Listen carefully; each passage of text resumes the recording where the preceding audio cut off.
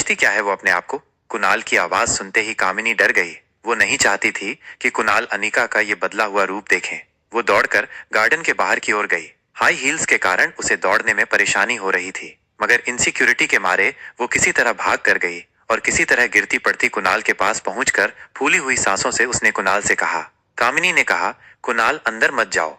कुणाल ये सुनकर चौंका, लेकिन तभी कामिनी बात बदलते हुए बोली, मेरा मतलब उस मोटी के मुंह लगकर आज के दिन तुम अपना मूड खराब मत करो ना प्लीज।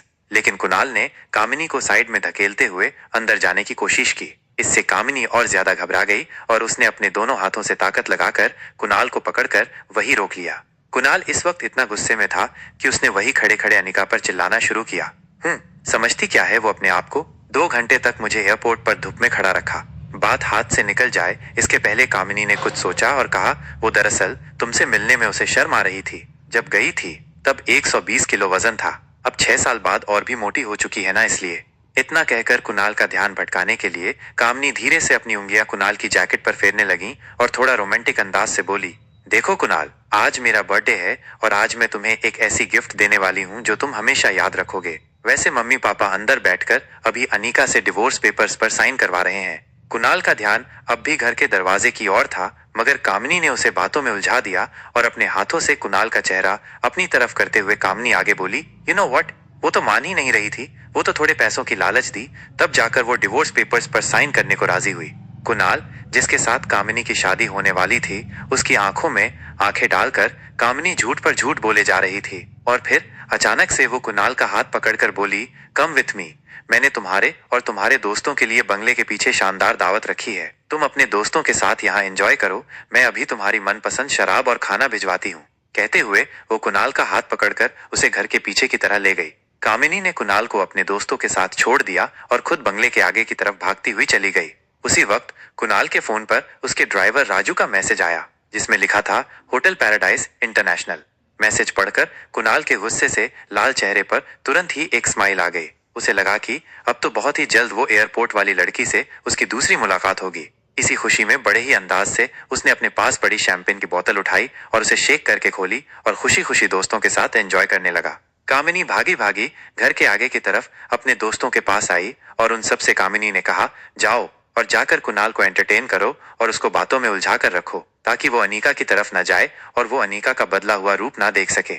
उसके दोस्तों के जाते ही कामिनी तेज कदमों से अनीका के पास आई, जो एक कोने में खड़ी सब कुछ देख रही थी। कामिनी ने झट से अनीका का हाथ पकड़ा और इधर उधर देखते हुए वो अनीका को घर के अंदर ले गई और फूली हुई सांसों से अपने माथे का पसीना पोंछते हुए वो गुस्से से अनीका को देखने लगी। अनीका भी कामिनी के सामने देख रही थी, मानो दोनों आंखों आंखों से एक दूसरे को चेतावनी दे रहे हो। कुछ देर तो दोनों बहनों के बीच कौन पहले आग झपकेगा वाला युद्ध चलता रहा, लेकिन कुछ पल के बाद फाइनली कामिनी ने एक गहरी सांस छोड़ते हुए अनीका से पूछा, ओके फाइन, क्या चाहती हो तुम। अनीका के चेहरे पर एक हल्की सी मुस्कुराहट आ गई और उसने अपना सर हिलाते हुए बड़े ही शांत और सरल तरीके से कहा, छोटी बहन हो तुम मेरी, बस इतना कहूंगी। कुणाल के पीछे इतना पागलपन ठीक नहीं, वो अच्छा लड़का नहीं है। ये सुनते ही कामिनी के अंदर का गुस्सा फुट पड़ा और उसने अनीका के सामने अपनी उंगली ताकते हुए कहा, just shut up, mind your on business. मुझे सब पता है कौन कैसा है। कामिनी जितनी मोहफट थी उतनी ही शातिर भी। उसे पता था कि अपनी बहन के इमोशंस का फायदा कैसे उठाया जा सकता था, इसलिए उसने तुरंत मौके का फायदा उठाकर कहा, अगर तुम्हें मेरी इतनी ही फिक्र है तो कंपनी मेरा नाम क्यों नहीं कर देती। अनीका कामिनी जितनी शातिर नहीं थी, लेकिन अब वो पहले जैसी भोली और नासमझ भी नहीं रही थी। अब पहले की तरह वो किसी को अपना फायदा नहीं उठाने देने वाली थी। कामिनी के इस सवाल से अनीका इतना तो समझ चुकी थी कि कामिनी को समझाने का कोई फायदा नहीं था, इसलिए वो आगे कुछ भी कहे बिना मुड़ कर जाने लगी। ये देखकर कामिनी तुरंत अनीका के सामने उसका रास्ता रोककर जा खड़ी हुई और फिर टेबल पर पड़े कंपनी के पेपर्स उठाकर बड़े ही स्टाइल में पन्ने पलटते हुए कामिनी बोली, वैसे किसके लिए बचाकर रखनी है ये कंपनी, अपने किसी यार के लिए या अपनी उस नाजायज औलाद के लिए। इसके पहले कि कामिनी बात खत्म करे, अनीका ने कामिनी को जोरदार तमाचा जड़ दिया। घर के बाहर जो लाउड म्यूजिक बज रहा था उससे कई ज्यादा तेज गूंज थी इस तमाचे की। कामिनी के चेहरे पर मेकअप की एक मोटी परत होने के बावजूद उसके चेहरे पर अनीका की उंगलियों के निशान साफ नजर आ रहे थे। कामिनी का मुंह खुला और आंखें चौड़ी हो गई थी। अनीका गुस्से में बोली, खबरदार, अगर मेरी बच्ची को नाजायज कहा तो जबान खींच लूंगी। And I mean it. Anika की लाल आंखों से आंसू कम और गुस्सा ज्यादा बह रहा था। अनीका को इतने गुस्से में पहले कभी नहीं देखा था। कामिनी ने बिना कुछ कहे वो चुपचाप अनीका का रास्ता छोड़कर साइड में जाकर खड़ी हो गई। वो समझ गई कि अगर वो इसके आगे कुछ भी बोली तो वह अनिका वो सच में कर देगी जो उसने कहा था। अनिका गुस्से में अपना पर्स उठाकर बंगले से बाहर निकल गई। जैसे ही अनिका ने टैक्सी रोकी तभी वहां भागते हुए प्रीति आई। अनिका ने प्यार से प्रीति के गाल पर हाथ फेरा और फिर टैक्सी में बैठ चली गई। टैक्सी में बैठकर अनिका ने पर्स से सनग्लासेस निकाले और पहन लिए। तभी ड्राइवर ने रियर व्यू मिरर से अनिका को देखा। सूरज भले ही ढल चुका था, लेकिन अनिका के आंसुओं के दौर अब तक नहीं ढला था। वो दुनिया में हर चीज से लड़ सकती थी, मगर कोई उसकी बेटी को नाजायज कहे ये उसे बर्दाश्त नहीं था। लेकिन इसके साथ ही उसके पास इस बात का भी कोई जवाब नहीं था कि रिया का बाप था कौन है। अनिका की प्रेगनेंसी खुद अनिका के लिए एक अनसुलझा सवाल था। 6 सालों में अनिका आज तक उसकी जिंदगी की इस सबसे बड़ी पहेली को सुलझा नहीं पाई थी कि उसे किसी भी लड़के ने छुआ तक नहीं था। फिर भी वो कैसे प्रेग्नेंट हो गई थी, ये सब सोच ही रही थी वो कि तभी अचानक उसे कुछ याद आया। अनिका ने आंसू पोंछते हुए पर्स से अपना फोन निकाला और उसने अपनी फार्मा कंपनी के पुराने वफादार मैनेजर मनोज को फोन लगाया। कुछ रिंग के बाद मैनेजर फोन उठाकर कहा, अनिका बेटी कैसी हो, क्या बात है, आज इतने सालों बाद कंपनी की मालकिन ने इस मुलाजिम को याद किया। अनिका अपनी आवाज को साफ करते हुए कहा, नहीं नहीं अंकल, मैं तो सिर्फ कागज पर कंपनी की मालकिन हूँ। कंपनी के असली मालिक तो आप हैं। एक्चुअली अंकल, बस ये पूछने के लिए मैंने फोन किया था कि कंपनी ठीक तो चल रही है ना।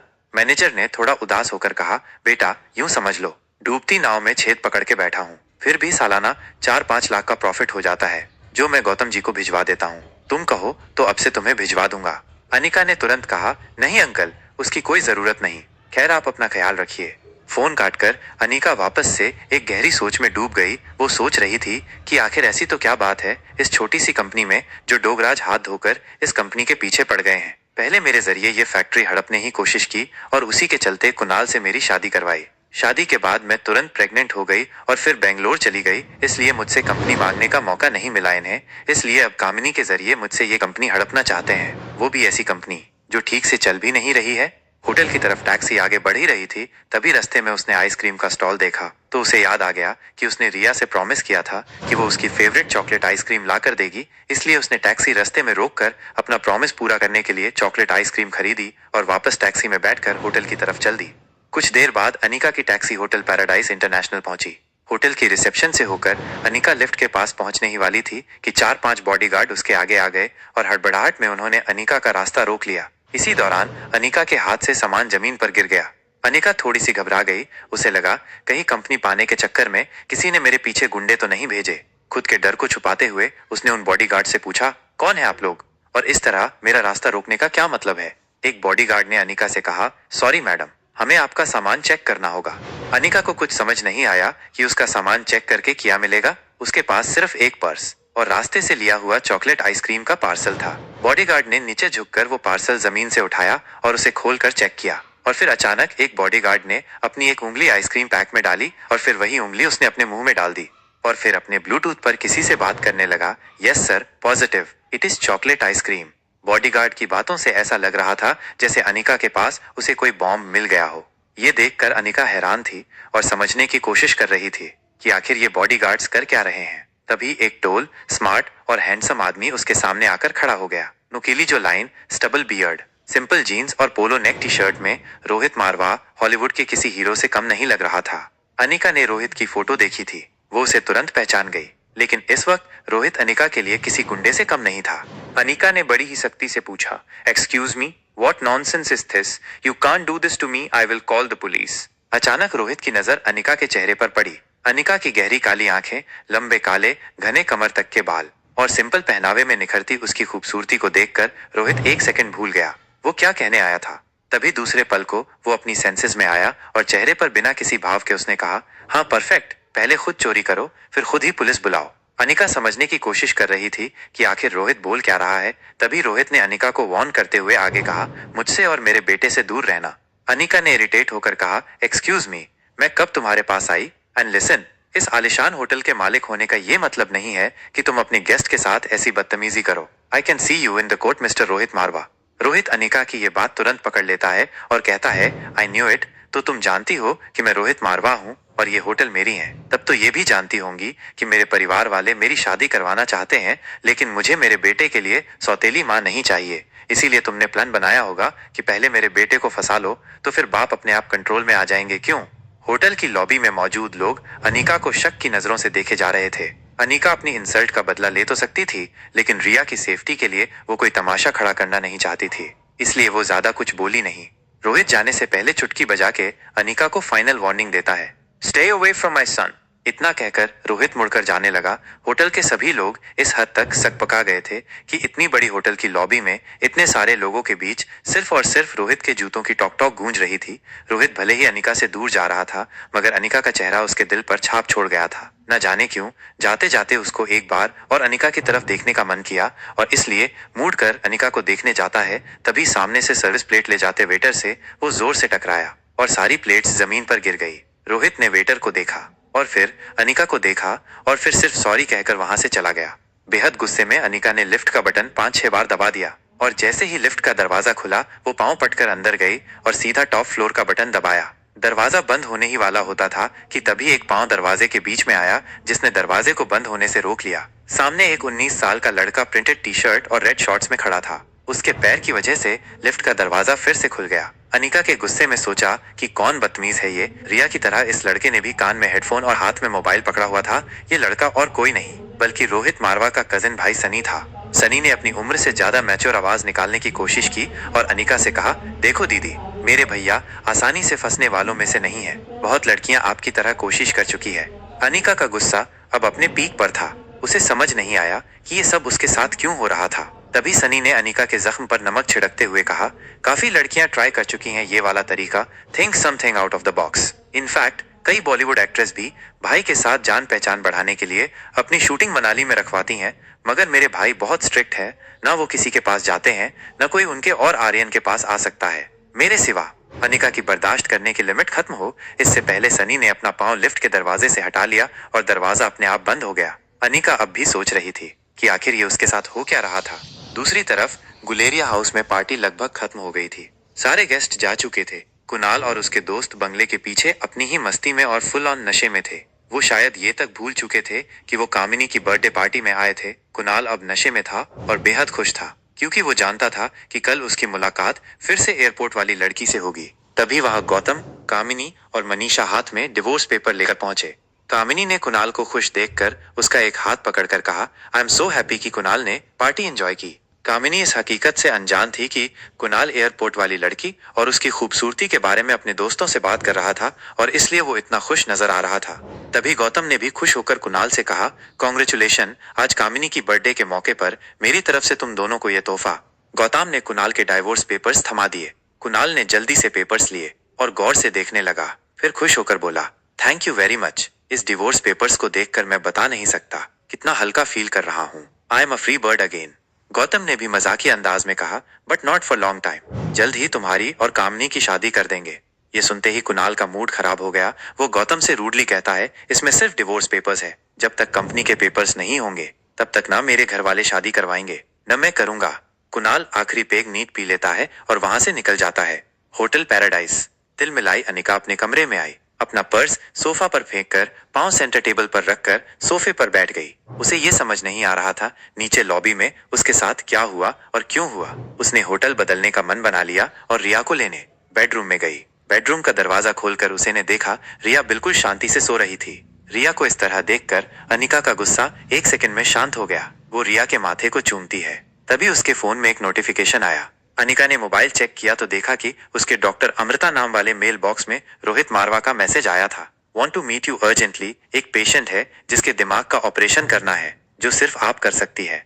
मैसेज पढ़कर अनिका को अपनी इंसल्ट का बदला लेने का मौका मिल गया था। उसने तेज उंगलियों से मैसेज टाइप करके बिना सोचे 1 सेकंड में बटन दबा दिया। वहां रोहित डॉक्टर अमृता का मैसेज पढ़कर शॉक हो गया। मेल में लिखा था, दिमाग का इलाज पहले आपको करवाना चाहिए। रोहित को समझ नहीं आया कि डॉक्टर अमृता जैसी बड़ी न्यूरोसर्जन उसे ऐसा क्यों कह रही थी। रोहित ने मेल पर कुछ टाइप किया लेकिन फिर मैसेज डिलीट कर दिया और अपनी कंपनी के आईटी हेड सैम को फोन लगाया। रोहित काफी डोमिनेट आवाज में कहता है, हेलो सेम। रोहित की आवाज सुनकर सैम को जैसे पसीने छूटने लगे। रोहित का प्रभाव कुछ ऐसा था लोगों पर कि अगर रोहित ने याद किया है तो जरूर कोई गड़बड़ हुई होगी हमसे। सेम डर के पूछता है, yes yes sir, anything I can do for you. Rohit Sam को सिर्फ इतना कहता है, मेरे ऑफिशियल मेल अकाउंट पर डॉक्टर अमृता का मेल आया है, पता करो वह मेल की लोकेशन कहाँ है। वो जहां भी होंगी मैं उसे चार्टर फ्लाइट में जाकर मनाली ले आऊंगा। सेम के लिए ये काम आउट ऑफ ऑफिशियल वर्क था। वो हिम्मत करके जवाब देता है, सर एक्चुअली कोई नेटवर्क हमें अपने क्लाइंट का एग्जैक्ट लोकेशन नहीं शेयर करेंगे। It's illegal. रोहित कहीं नाराज ना हो जाए इसलिए खुद अपनी ओर से कह देता है, but sir give me some time, I will try and find out. निराश होकर रोहित ने फोन काट दिया। तभी उसके फोन पर सनी का मैसेज आता है, भैया come fast, Aryan is not well. Rohit उसी वक्त लिफ्ट की ओर दौड़ने लगा। होटल का स्टाफ रोहित को ऐसे भागते देख परेशान हो गया। रोहित ने लिफ्ट में टॉप फ्लोर का बटन दबाया, मगर आज उसे अपनी लिफ्ट की स्पीड बहुत स्लो लग रही थी। आर्यन पर जरा सी तकलीफ आए तो रोहित बर्दाश्त नहीं कर सकता था। जब तक लिफ्ट 24th फ्लोर तक पहुंचती है, तब तक तो रोहित के मन में हजारों ख्याल गुजर चुके थे। फाइनली लिफ्ट का दरवाजा खुला। सनी दरवाजे पर रोहित का इंतजार कर रहा था। रोहित सीधा बेडरूम की तरफ भागा और वहां रोहित ने जो देखा वो उसकी समझ से बाहर था। आर्यन गहरी नींद में था और वो नींद में एक ही चीज बोले जा रहा था, मम्मा चॉकलेट आइसक्रीम, मम्मा चॉकलेट आइसक्रीम।